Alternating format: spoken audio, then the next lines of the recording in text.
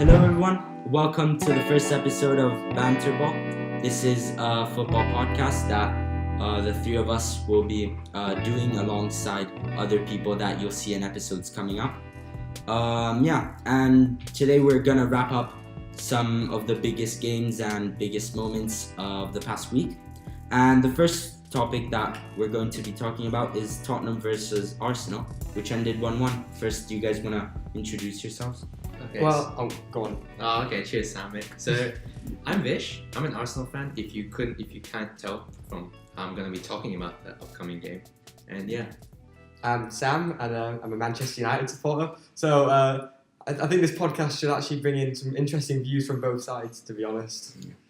I'm Gianmarco. I'm a Roma supporter, so I'll mostly be covering games from the Serie A.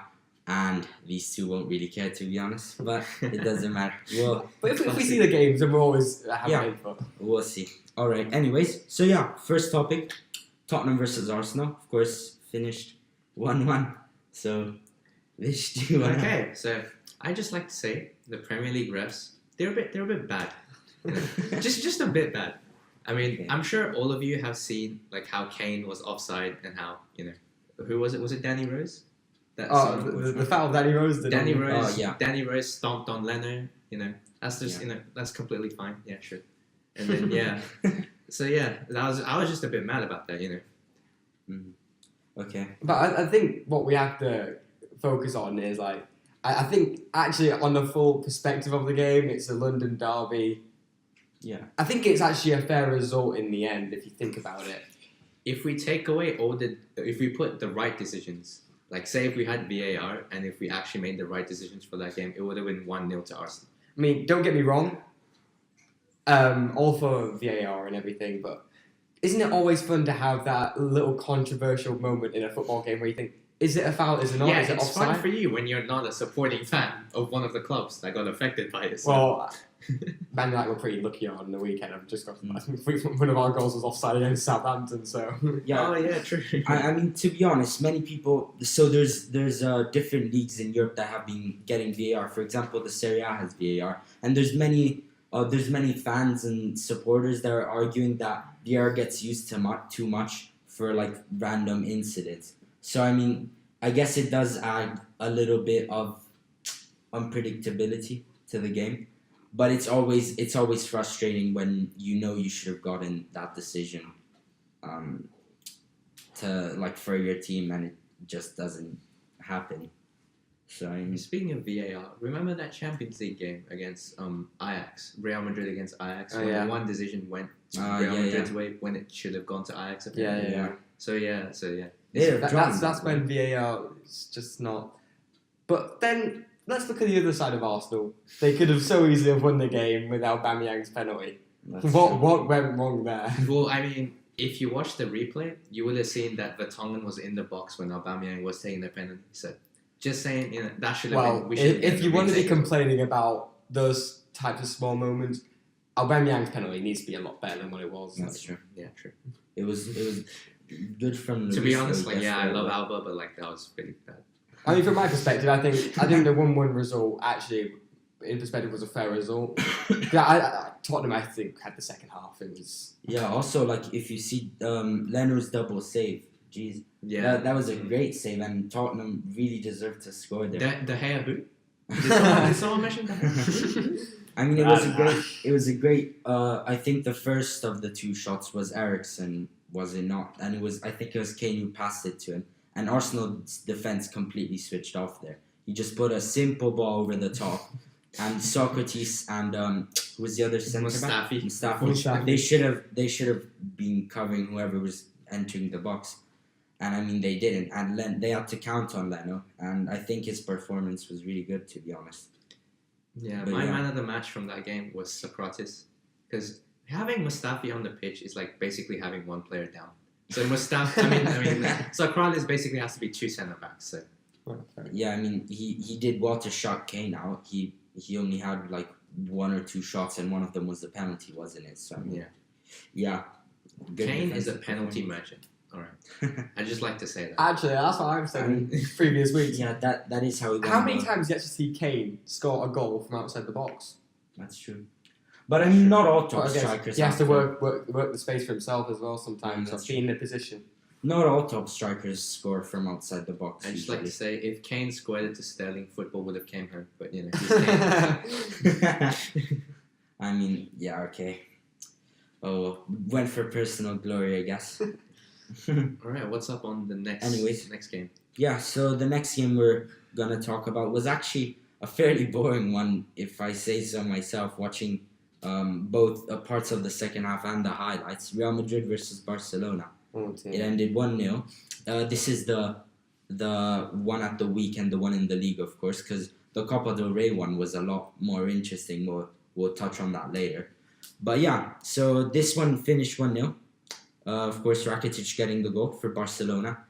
And this, I guess we could say, effectively ends whatever hopes Real Madrid still had of winning La Liga, as Barca are now quite far at the top here. And Real Madrid isn't even second right now. It's Atletico's second. And Barca has quite a point gap on both of those. So, I mean, at the end of the day, Real Madrid have really just started to pick up the performances way too late. it's true. But they haven't even picked up the performances. Exactly. I'd say, yeah. Just Did you hear about Real Madrid's left back, the one that is in for Marcelo, Reguilon, something? Oh, yeah. He apparently called Suarez ugly during the game, because Suarez was mad at him, and he's like, "Go away, man, you're ugly."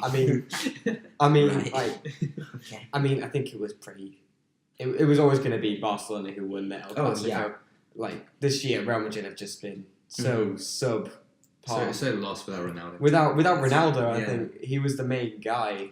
And I think it's also, apart from Ronaldo, the mentality that went in after having their coach, Lopetegui, right? He came into the job with a lot of criticism off the back of accepting it and ditching Spain two days before the World Cup started. That already brings a negative mentality. And plus, after he got sacked, I think it was Solari, he came in and picked up the form a little bit. But I mean, switching managers in between a season, in some cases it does do the job, but some other times the mentality that the players have going through that period isn't the best, is it? When I watched the game, it was. I mean, Real Madrid had the chances, but you just never really saw them scoring. Yeah. I didn't think you just knew that Barcelona were going to win that. Vinicius Junior, he's one hell of a player. He was the bright spot. He just can't score. Oh yeah. But he's still 18. For an 18-year-old, he's really good. It's actually scary. Yeah, he's really good at dribbling, isn't he? Yeah. He's just lacking a bit of end product right now, but I'm pretty sure Real Madrid's attacking. He's a bit like Ronaldo back in Man United when he first started. Yeah. I get the old Ronaldo vibes from him. Mm-hmm, exactly. I mean, if he can pick up some shooting and actually start scoring goals, or maybe assisting as well, wouldn't be bad to start off with. I think he could become a really good player. Although a lot of pressure is being put on him, because I think when Real Madrid signed him, he hadn't even completed 6 months of professional football or a full season of professional football in Brazil. So I mean, I don't know that. Yeah, that's a lot of pressure to put on an 18-year-old. I mean, players have come from South America to Europe and done really well before. Wingers like Neymar, for example, or I don't know, Pato, Coutinho, although he didn't really start off that great. But Neymar came, he did really well, but he'd had a couple of seasons with Santos under his belt where he was a regular starter, and I think he scored 100 goals for Santos before he joined Barcelona, so he had experience already. But I don't know, I think Vinicius could become a good to be player. 18 years old, coming not having a full season of football and being expected to fill Cristiano Ronaldo's boots at a big club like Real Madrid. But I don't think Real Madrid can complain about not having probably the players to beat Barcelona, because they put Marcos Asensio on the bench, which I think I'd start him actually in front of Vinicius Junior in a game like that. He's played in quite a few big matches. He knows what it's like. To put an 18-year-old in a game of that caliber at 18. But to be fair, he has been Real Madrid's best attacking outlet so far. Benzema, okay, he scores sometimes, but he's not He's not what he used to be, and Bale is just... Bale, everybody expected him to step up this season to be the guy that they actually look up to. He's been nowhere again this season. I think he's not really actually developed as a player since he moved from Tottenham to Real Madrid. I don't To think. be fair, Yes, he's banging Champions League final goal. Exactly. Yeah, but I mean, I think that's the first thing That's that what comes people to think. mind. People don't think, what about that season that he had? Yeah, exactly. Then? It's just individual Moments or even games sometimes. That moment he destroyed Mark Bartra for pace. In the Copa del Rey final, yeah. Exactly, it's that and his bicycle Keiko, and what else has he done? That's what people remember him for around Yeah, the exactly. But I don't know, I think... To be honest, Karius is what made his Real Madrid. But then also, I guess maybe people haven't recognised him as being amazing at Real Madrid because he was in the shadow of Ronaldo all the time. But now, even when he's out of the shadow, he's not stepping up. He's not so stepping it's up. just- So. I mean, even Real Madrid's fans' standards are really high. So even if like a player's having a decent season, they're still gonna boo him. Like for example, did you see a couple of years ago, Ronaldo? He was having like a 5-game goal drought or something, and he started getting booed. And the same season, I think he scored 17 goals in the Champions League, which is mental to think about, because just a couple of bad games from the best player in your team who's been carrying you for a year or two. And I mean, I think their standards are just way too high, and they're expecting too much of Vinicius right now. Even though Bale, I think he does need to. That's all fans who like. I think it's just who have been successful in the past. That's all fans who say we need to be winning. Yeah, it's just a big every club game. mentality. Like that's people's mentality after you're so successful. Yeah, I guess. But I mean, Real Madrid's fans are spoiled because they win a couple of Champions Leagues, and all of a sudden, exactly, and all of a sudden they're expecting their team to win La Liga with ease, get past Barcelona with ease in the Copa del Rey. I just don't think that's the mentality they should be going in with the fans. Need to be realistic. Yeah, exactly. I mean, as Man United supporter, maybe an Arsenal supporter, we've actually become realistic all the time. Oh yeah, I think as an Arsenal supporter, I've been humbled these last few years. we get a bit of success and we suddenly think we're going to win the Premier League, and then we come up against Man City or Liverpool. Then we know. Tottenham. So I mean, yeah, okay. What's the next match? All right, so the next match we're gonna talk about. Then next two we're gonna quickly just scan over. It's the two Serie A matches, the biggest ones that happened this weekend. The first one is Lazio versus Roma. So this was a game that personally hurt me because Roma lost 3-0. Of course, it can be said that it was away from home, but since we share a stadium, it doesn't really matter. So yeah, basically, I think it's those types of comments.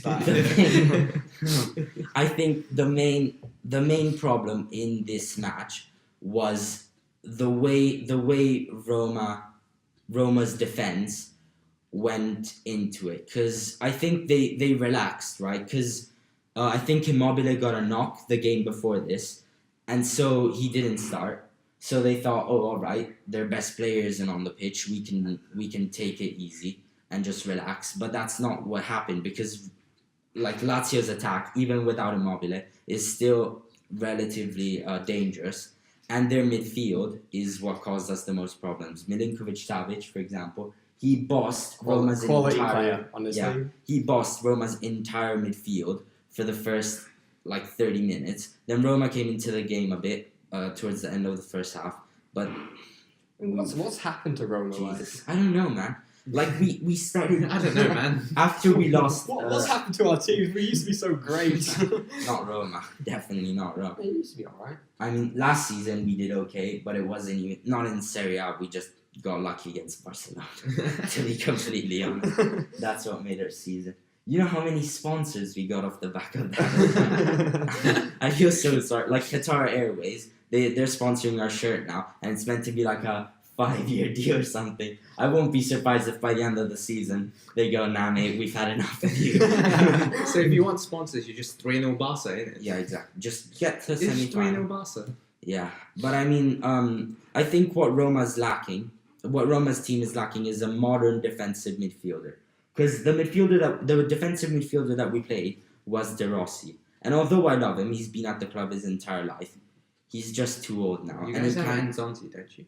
Yeah, we didn't play him because, geez, I don't know if you guys saw, but the mistake he made against I can't remember who it was, but we played a game in Serie A last week, and he made such a bad mistake that led straight to a goal.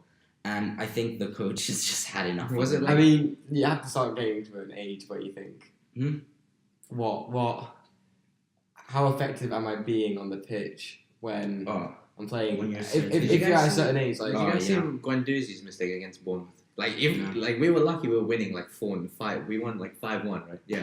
But yeah, he got the ball with like Leonard passed him the ball, and man thought he was like Cruyff or something, trying to do a Cruyff turn, and right next to his goal, and then the Bournemouth player just took it off him and scored. Maybe that's who Roma should go for. Guendouzi.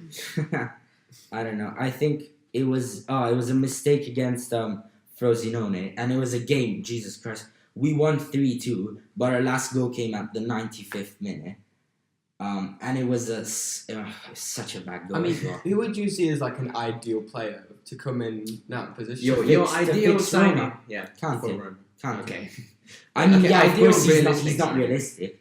I don't know right now. I Kante. think in January, Like, based on like maybe Serie A players. because Anyways, yeah, sorry. What, like, do you mean a realistic A defensive? realistic signing. Oh, I think Roma wanted to buy Thiago Mendes. He's a CDM for, I think, Leo or a Ligan team. I can't remember which one. And he's been doing great this season. And he's the perfect modern defensive midfielder, right? Because he's quick, he wins the ball back, and he transitions you into attack. And that's what Kante has been doing. That's why he won Player of the Season for Chelsea. And I think that's part of the reason why Leicester won their title when they won it. Yeah. Wait, he's Player of the Season for Chelsea last year. No, he was. I think he won PFA Player of the Year. No, that was Not last year, but It's definitely 2 not years this ago. season. No, not last year. This season has been Sorry, awful. did I say last season? Well, no, actually, to be honest, Kante has done pretty well for the position that Sarri's put him in. It's just Sarri didn't put him in the right position. Yeah, exactly. He's like, did you see? I think there was a post going around Instagram where I think it was Leicester played him at CDM and they won the league. Chelsea played him at CDM and they won the league. Fans played him at CDM and they won the World Cup. And Sarri just refuses to play him there for no apparent reason, because that's clear. But he's got Jorginho, lads. Yeah, I think that's why. I think he just likes Jorginho. Talking about Jorginho's older club, Napoli. How did they get on the weekend? Great transition, Sam. Into Napoli versus Juventus. Of course, Juve won this game 2-1. And this essentially, like, it was over already. But if Napoli didn't like catch it, they finished their title. Pjanic did a madness, didn't he? Didn't he like score and then get sent off? Yes. Yeah, in the same game. And What a lad. I mean, the first goal could have been avoided from Napoli. It was a silly mistake. Was it from Malkiut? Kevin Malk. Kevin Malkiut. Yeah. The right back from Napoli. Mhm. Short back pass. I think was it Mandzukic who intercepted, or I don't know. oh Ronaldo intercepted it. Okay. And goalkeeper came out, caught Ronaldo late, and led to the goalkeeper being sent Yeah, off. he sent off. And then the instant play for Ospina when he came on the pitch was to try and save a free kick from Pjanic, and Pjanic puts it into the bottom left corner. Yeah, that's just Pjanic. Honestly, when he played for Roma, I was saying that he's honestly one of the best free kick takers I've ever seen. And then the second goal was just a shambles of defence Pjanic from. played for Roma. Yeah, Really? That's where he He started. signed from Juve. Oh. No, we signed him from Lyon, I think, and then Pjanic done stuff. Yeah. Pjanic just done yeah, around. weird. I mean, and then the second goal from Napoli could have been so easily avoided. Terrible defending from a Juve's corner. second And, Oh yeah, oh, did I say Napoli's second goal? yeah. I meant Juve's second goal. Mhm. Terrible defending from Napoli. Yeah. Got floated into Emre Can's head. Knocks it in. Yeah, Emre Can signed from Liverpool, didn't he, on a free? Yeah. What a Speaking of transfer. Liverpool. What a transfer. No, I think like what I don't understand okay, it's not Premier League clubs because they don't do that, but Arsenal and Liverpool. Yeah, Sanchez. What are they doing So little. selling their best players For free. essentially for free? Ramsey's gonna earn 400k a week. Yeah, I mean, and he's going to you as well. Juventus this summer Oh, made the best transfers. yeah. Ronaldo on free. Like Emre Can on free. Like No, Ronaldo on free. Ronaldo was 100 something million. Yeah. No, was he free? I swear he was free because No, his contract he was- ran up. No, No, Sam. Apologies. Ronaldo was 100 million, But still, like, Yeah, but for Ronaldo, that's a but still, yeah. Banging But they're bars. didn't they get Emre Can on a free? yeah, they Emre did, Can was yeah. free, and then So Emre Can's on a free. Bernardeschi and, they got. No, Bruno they had to pay for him. Yeah, but I'm But saying, yeah, like, yeah, that's a but good he was transfer. also a good yeah. transfer. Paul Pogba was a free one back when he was at Yeah. Juventus. Yeah, I think. And 100 million profit. And now Aaron Ramsey, who also Yeah, going to be a free. quality player at. Yeah, he's gone for free. And I mean, I know. Arsenal got who was it? They got Mkhitaryan as like a swap deal for Sanchez. Did you have But to pay for him? He was Yeah. essentially Swap deal. Sanchez was essentially let go on a free. And since at the time he was actually playing well. Big wings, right? He's a master fraud in the Prem. He's literally let me think. He sold you Sanchez, and now Sanchez is really trash. That's a masterclass. from Sanchez Wenger. is honestly. Um, I mean, Yeah, no, I don't know what Okay, happened to yeah, him. we sold Theo Walcott to Everton to stop Liverpool from getting the 3 points against Everton. Another masterclass by Wenger, right there. I mean, yeah. What else? What else has he done? Wenger masterclasses. I don't know anymore. He's just a lad. Won the season unbeaten. Yeah, and that's another masterclass. I mean, yeah. Anyways, yeah, moving on to the last game that we'll talk about. It was Everton versus Liverpool. Maybe one of the most boring Merseyside derbies I've ever seen. 0-0. painful. Yeah. That's the only word to describe it. Painful. But Everton. Salah did nothing. Yeah, Lucas Salah Digne kept always him out quite disappears well. in big games. Like this season, I swear the only top 6 team he scored against is Arsenal. Coincidence? No, but I mean, I think the expectations for Salah are way too high right now. Because, like, of course, he played an amazing season, but before that, he was never like the biggest player at his club. Or unless, okay, fine, when he was at Fiorentina, he was the biggest player, but that's because he was the only good player. He's the only player. Yeah. For example, for the time that he was at Roma, of course, not the first season, but the second season that Dzeko was at Roma, he scored like 37 goals, I think, in all appearances. So, yeah, Salah was, of course, he was a good player, but he wasn't the main creator or the main scorer.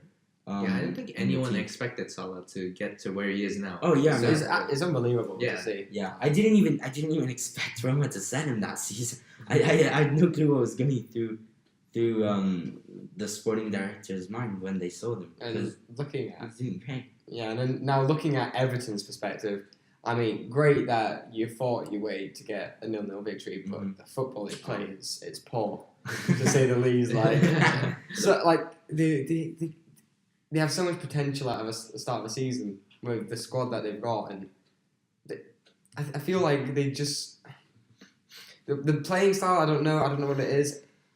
You just know they're not going to beat a big team. Their manager You know what I is mean? Marco Silva, right? Like Yeah. the old Watford manager. Yeah, I think he's a bit overrated. he's been poor for the Yeah, season. he's been. I think who is it that he started off with? Well, in the I Premier think League, it wasn't Watford. Hull. He was at Hull and he went Yeah, to Watford, okay. and then Yeah, he was at Hull where he was rated highly because he won a couple of games. but they sort of relegated. Yeah, exactly. First of all, they still. got But he relegated. came into like an Hull impossible got job. rated. Yeah. Yeah. Andy Robertson, Robert Snodgrass, like all their good players all left. Yeah. Like, good. Well, yeah. They've not got a team.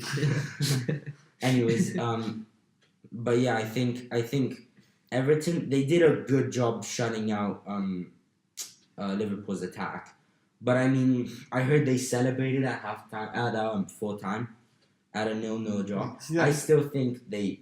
you Yeah, shouldn't be Liverpool did that against West Brom like a couple seasons yeah. ago. Did you see that interview Van Dijk did? He said he he said said something like, it says a lot when a team has to celebrate Yeah. a 0-0 against us. Yeah, but I mean, like, I don't understand how you'd be happy. I mean, of course, you're happy because you just held Liverpool to 0-0 draw. They were top of the table when you faced them.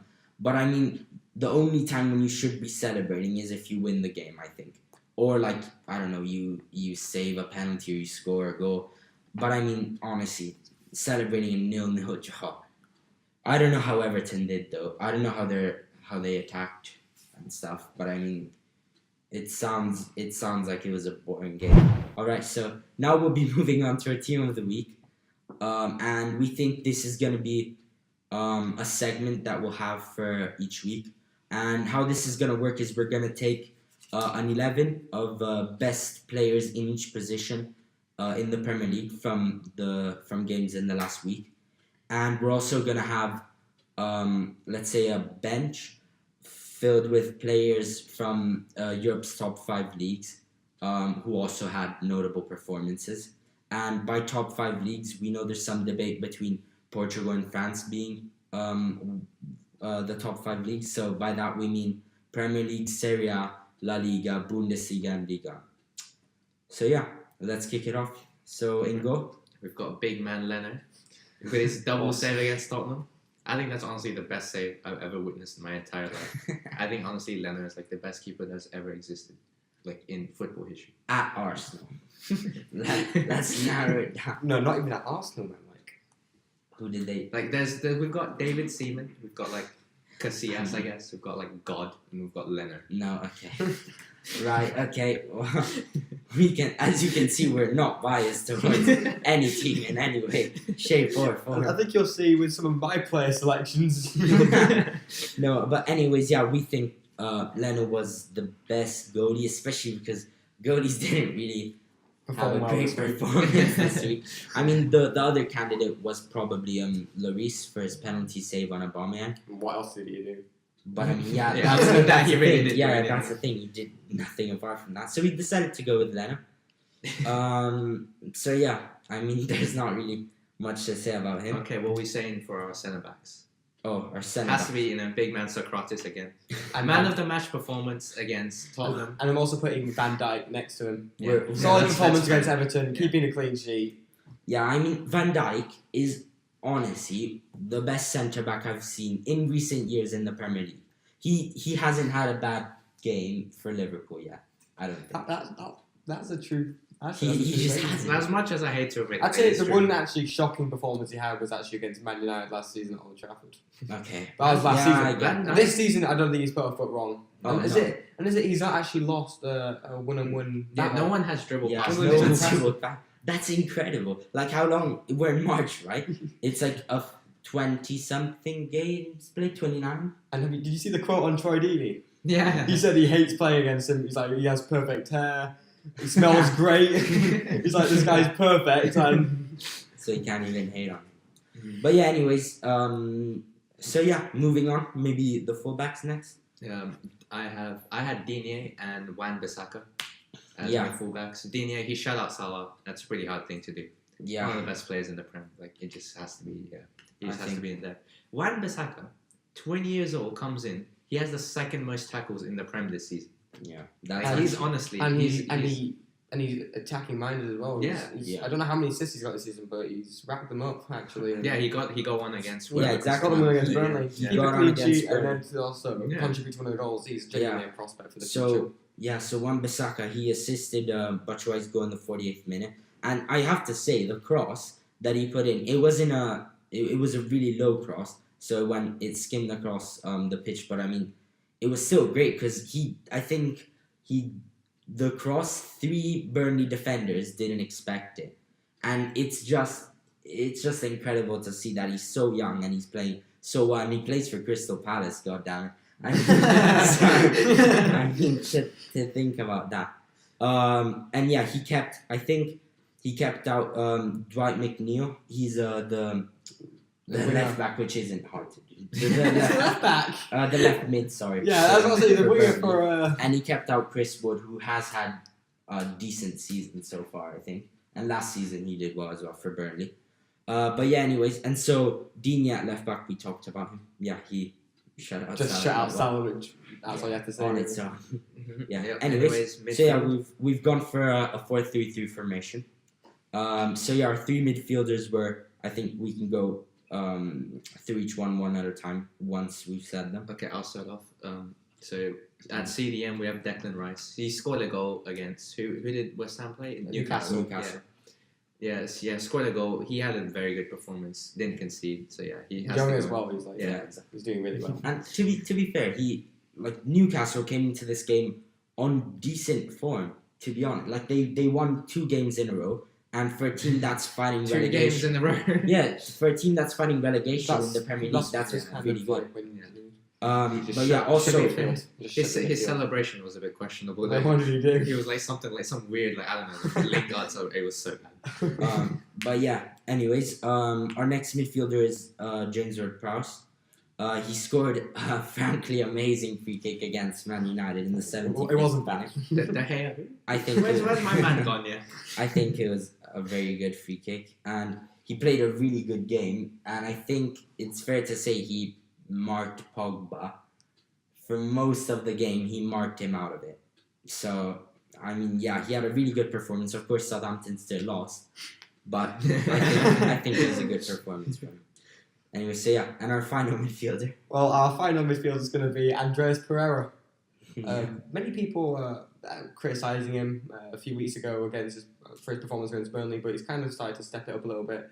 And I think he played great on Saturday. I think that goal that he scored was just the cherry on top of the cake, to be honest. That was. I mean, it was a beauty, wasn't it? Yeah. It was a. I mean, people are saying that that game was like bangers only. I think Pereira actually got. I think Pereira got the one out. I think he got the pick of the bunch. Yeah. And he also assisted Lukaku's second. Yeah. So he's getting involved now. And Lukaku's second. No, Lukaku's first. Because I think Lukaku's second was Fred. Yeah. Yeah, Pereira scored the first one, then Lukaku scored the second goal that Pereira assisted, and then he got the winner. Yeah. I think we still got to see more of him, but there's been articles already saying that he's the next Ronaldo. But Pereira. Yeah. Okay. We just have to see how he develops. I mean, he's not. He is an attacking player, but he's been playing in midfield mostly, hasn't he? So I don't know. I think he's a good player, but we just have to see. Because where did Man United sign him from? Was it? Oh dear, put you on the spot. No. He was at Valencia before, I think, but that was a loan. No, he's been on loan. To Valencia a couple of times, but that's all right. That's my knowledge. Okay. Yeah. Anyways, but yeah, Lukaku we've talked about. He's gonna be one of our forwards for the team of the week. Of course, scoring 2 goals, and he's actually been picking up some form as of recent. I think this performance is possibly a turning point for him. Hopefully, a turning point, because I mean, when you're being benched for Rashford, who I know you like him and I know he's a good player, but I don't think he's been absolutely exceptional this season. And he's been quite clinical under Solskjaer. Oh yeah, but I think on paper I'd still think that Lukaku is the better of the 2 players, even though his reputation has been going down ever since he joined Man United. 4 goals in 2 games. It's not bad for a striker. Yeah. Lukaku, he's either it's great for a striker. He always has like a really good game and then just disappears for like the next few games and then comes back. Yeah.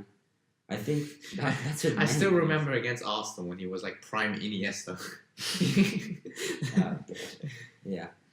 Anyways, so our next forward is actually gonna be Troy Deeney. He scored. I think he headed in a Deulofeu free kick. Which was. I think it was a really good header because he wasn't facing the goal, so his back was facing the goal, and he headed it backwards and still went in. So yeah, that was a good goal. And then he assisted. He assisted Andre Gray. I think it was in the 92nd minute or something to beat Leicester 2-1.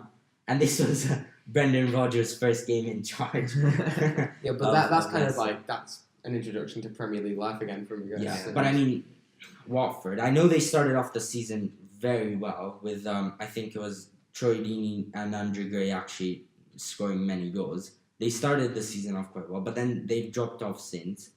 and Leicester, I think their fans want. I think their objective one. They see more in the team, but Yeah. it's just about in the football in the club here was just not what they were used to, and that's just not what winning the league that in Yeah. 2016. I think they've gotten a bit like I don't know how to say this, but ever since that season they had with Ranieri, they've been expecting a bit too much. Oh yeah. I think they. But of course, that's what we're saying at the start. Yeah. When success gets to other people, then it just. I think isn't it that I heard some Leicester fans saying that all they want is a top 6 finish next season, which mate. Excuse me, mate. Well, 6 better teams that usually occupy those places. Yeah, that's I'd say Everton's a better team right now than Leicester. I'd say at moments this season, Bournemouth has looked like a better team than Leicester, honestly. Because I know we don't have either of them in our team of the week, but because they didn't play well this week. Yeah, exactly. David Brooks and Callum Wilson have been really good this season for Bournemouth, and for David Brooks to step up from the Championship, like James Maddison for Leicester, they've been doing really well stepping up from the Championship to the Premier League, and actually they've been banging it. So I mean, I don't know, but I think. No, there's no way Leicester's getting top 6 last season. I'm sorry. I mean, to be fair, that's what we said when they won the league. But I mean, I don't know. So who's our last striker then? Zaha. Yeah. I mean, this is all it really does. Yeah. Quality player. I reckon Scored a goal. Scored a goal on Saturday. Yeah. I reckon him or Felipe Anderson would be the best player out of the top 6. Oh. What do you guys think of that? Who do you think is the I don't best know. player out of the top 6 teams? Out of the top 6. Outside the top 6. So that includes Everton as well. Yeah. I mean, I don't know who. I rate Sigurdsson, to be honest, as a player. I don't know. He's a good player, but he doesn't get goals or that much. Compared to Felipe Anderson or Zaha. Yeah. I mean, he was the always. end product is what matters. Yeah. Alright, Vish, calm down. I think he should have not necessarily stayed at Swansea, but he shouldn't have moved to Everton because he's not been the best, has he? Since joining Everton, and he I think he was a bit of a free kick merchant when he was free kick merchant. Because he was just scoring many free kicks, and that was literally the only thing he was rated for. But yeah. Anyways, moving on. Let's just quickly list who we would have on the bench. Yeah. Okay. Just briefly summarize. Yeah, we'll just say them and just why they. Okay, so we've got. Obviously, we have to talk about Suarez and Rakitic for their performances in the Classico. One of one of the biggest games in world football. So Yeah. to pull a performance against Real Madrid, you have to go in the team. Yeah, of course. We've got The Suarez performance. We mean the Classico on in Wednesday. The Copa del Rey. Two goals. He scored 2 goals, and I think he claimed the third one was an own goal by but it was Varane, an but it own was goal like by it basically Yeah. was his goal. Yeah, Let's be honest. I mean- Anyways, But anyways, yeah. great cross from Ousmane Dembele for that goal. But anyways, yeah. Then we have Quagliarella. He scored a brace in 7 minutes for Sampdoria. And Sampdoria have been a team that are in need of a win for to solidify, I'd say, their place in Italy's top 10. And yeah, he did that. He got a brace against Spal. Not the prettiest goals, let's say. They're both kind of jammy. But I mean, yeah, goals a goal. So yeah. Anyways, so yeah, up next we have Moussa Dembele for Lyon. If you want to talk about it. he scored a brace against Toulouse. Yeah. And then 3 points for Lyon. The brace, it's pretty good. Anyways, Mbappe scored 2 goals against who did he score against? Against Khan. Yeah. I mean, for yeah. PSG. But And it's Khan, but he's having to step up now as well because of Neymar's the absence of have you Neymar. seen his stats? I think he has more goals and assists. I think he has 10 more goals and assists than he has games played this I mean, season. let's just hope he cools down a little bit for the match on Wednesday. Against Man U. Oof, Yeah, you without guys have a lot of Pogba. injuries as well, Yeah. don't you? Yeah, Yeah. time for the youth to step up. Scott McTominay. Anyways, so yeah, Lewandowski, he also scored a brace. He scored against Borussia Mönchengladbach. And I think now Bayern Munich and Borussia Dortmund are on level points at the top of the Bundesliga. So that race is heating up. But honestly, what the hell happened to Dortmund? Yeah. They had such a Them good start. laps. Yeah, honestly. Them against Spurs in the Champions League is like a God. bottling fight. They The got two biggest bottlers Yeah. in the Champions League. they got clapped by the bottlers. Anyway, so yeah, and our last player that makes it onto our notable performances from around the top 5 leagues is David Konaki. Sorry if I butchered that name. To be honest, we don't even really know who he is. Fortuna Düsseldorf. Yeah, he plays. Scored 2 goals in Schalke. Yeah. And have you seen Schalke is having a horrible season? I think they're in the bottom 5 of the Bundesliga. I mean, I wouldn't be surprised if they got relegated. I mean, That would be honestly horrible because they have great players. They have. I mean, they have Mbolo.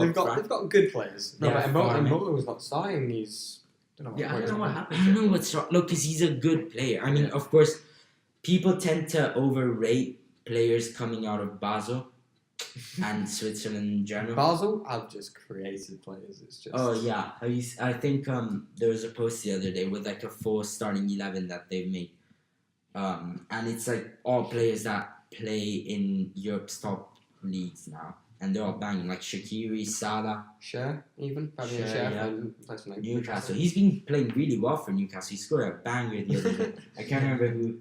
Well, not the other. A few weeks ago, but I can't remember who it was against. But yeah. So Konaki, he scored a brace against Schalke, and it's a really important 3 points for Fortuna Düsseldorf because having just been promoted, they're trying to avoid relegation, and although they're actually at a higher position, I'd say in they're the pretty league, comfortable at the moment. yeah, they're quite comfortable. They're I think 11th or 12th in the Bundesliga. So yeah, they're doing great for a team that's just been promoted.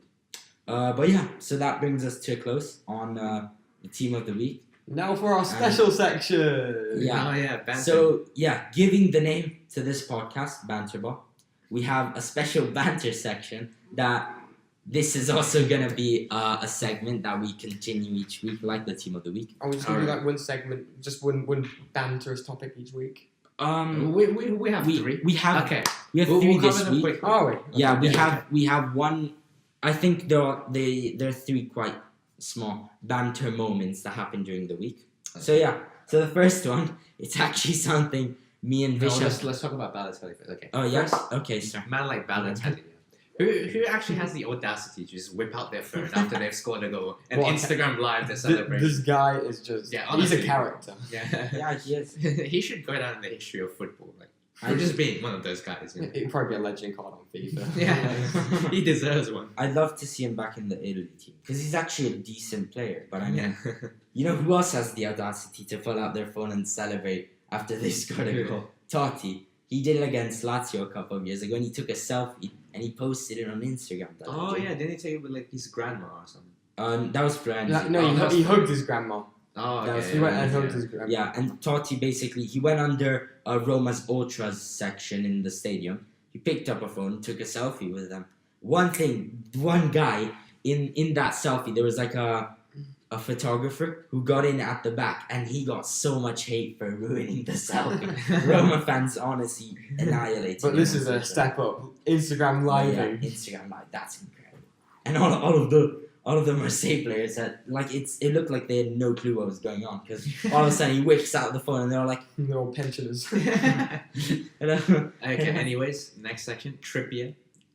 Quality finish against Jesus Chelsea. Christ. I personally think it's Lloris's fault.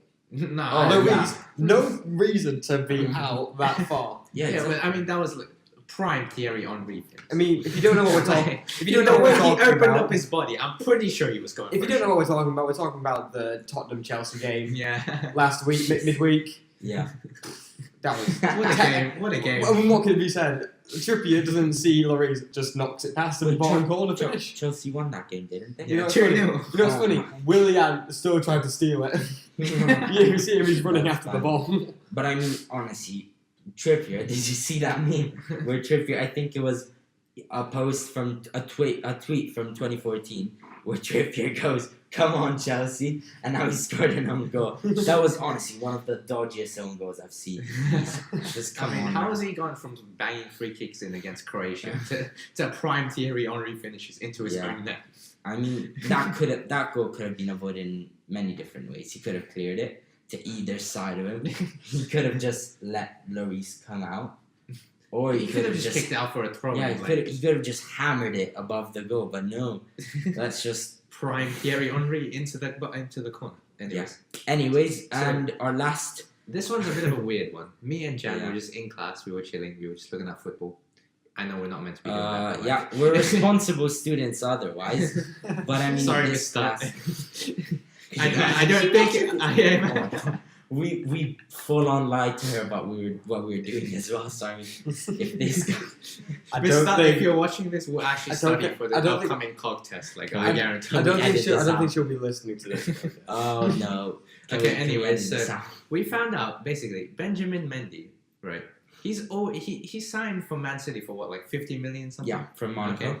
How many appearances has he made? Like 24, something like that. Yeah, because he's injured now again. Yeah. Okay. So I basically, think over 24 the span of 2 appearances. Yeah, 2 years, 24 appearances. He's won a World Cup, a Premier League, like 2 Carabao Cups, and like. No, it was a Carabao Cup and the Community Shield. Yeah. So basically, he averages 1 trophy every 8 games. Yeah, that he's been at Manchester City. I think I think he's played 15 games or so for Man City, and then 9 games for France. Yeah. So if you average out the amount of games he's played for Man City and France, and the amount of trophies he's won with those two, it's like every 8 games he plays, he wins a trophy. And he earns like what, 190k a week. Oh yeah, that's my man. He's literally a 50 million cheerleader. Yeah. All he did. All he does. He just appears on interviews and kisses like his players and then dips. Like that's all he does. With Bernardo Silva. No, but to be fair to him, I know we're like sagging off of it here, but to be fair to him, the season he did play for Monaco, which is the season that essentially got him the move to Man City, when they won the French league, he was honestly doing great, and they also went far in the Champions League. I remember. And I think they beat Man City. They knocked did, out yeah. Man City. Honestly, that performance. Yeah. Mbappe, that's like the game. That was the breakout season for a lot of the Monaco. Mbappe, Bernardo Silva, and that entire starting 11. I mean, some of them are Fabinho as well. Thomas Lemar. Yeah. What is he even doing now at Atletico? Yeah, he but what does he do? He didn't Does even Magic bench play? warms. He didn't even. I don't understand why they signed. I think Atletico have Gelson Martins or something. Yeah, he doesn't play either. He doesn't play. They prefer playing Koke at left mid, who's not a left mid, by the way. So stop playing him there. Left. He's gone to Monaco. Has he? He's gone to Monaco. Oh, really? I didn't know that. Koke. No, Gelson Martins.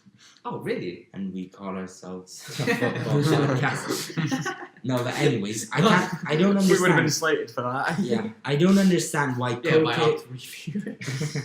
plays on the left, and Saul what's his name?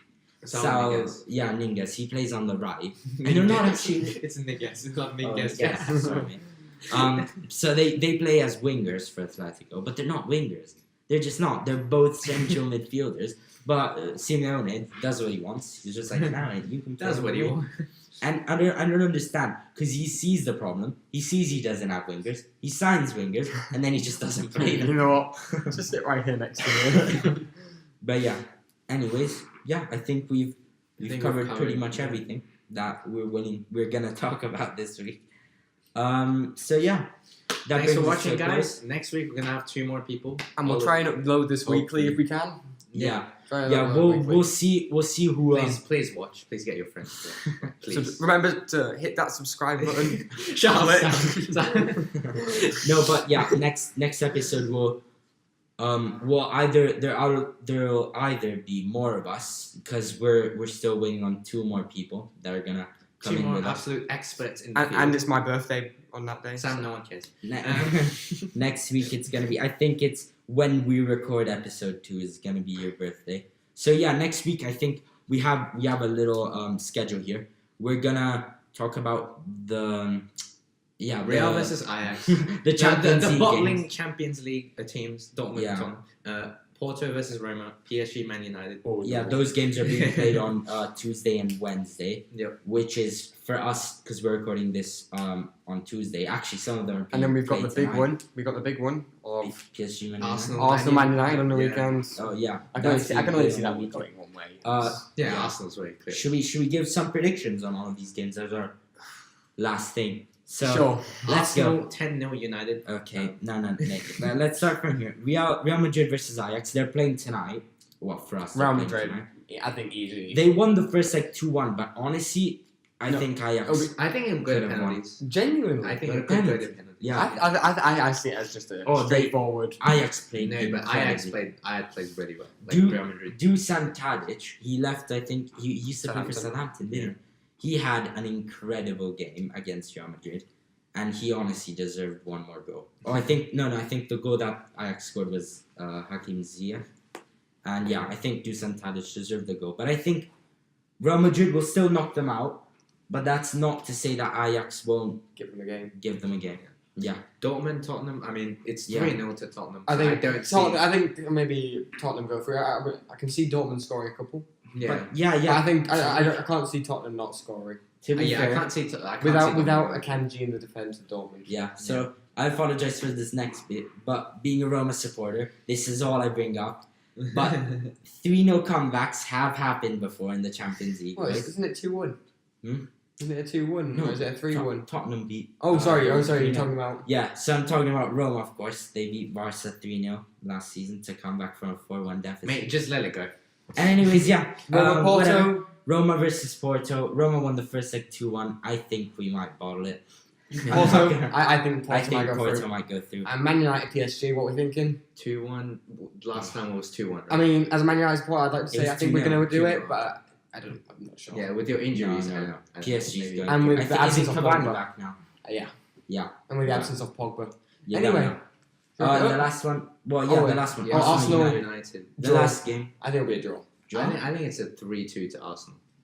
Okay, Yeah. man. That's I just think- my prediction. I'm not As gonna challenge I'm you. just gonna This be- is I'm just just gonna be create As a argument. neutral force here, I think Man United are playing better now, and yeah, I think they're probably gonna win. Anyway, If Arsenal don't step up their Okay, defense. yeah. Anyway, I think that's it for this podcast. Yeah, Right, boys? Thanks for joining us, guys. Make sure Come back in check next us out on YouTube. yeah. We hope you stick around. Well, for if you episode. find us already, keep watching even know, and like, the remember to thing, yeah, subscribe. Goodbye.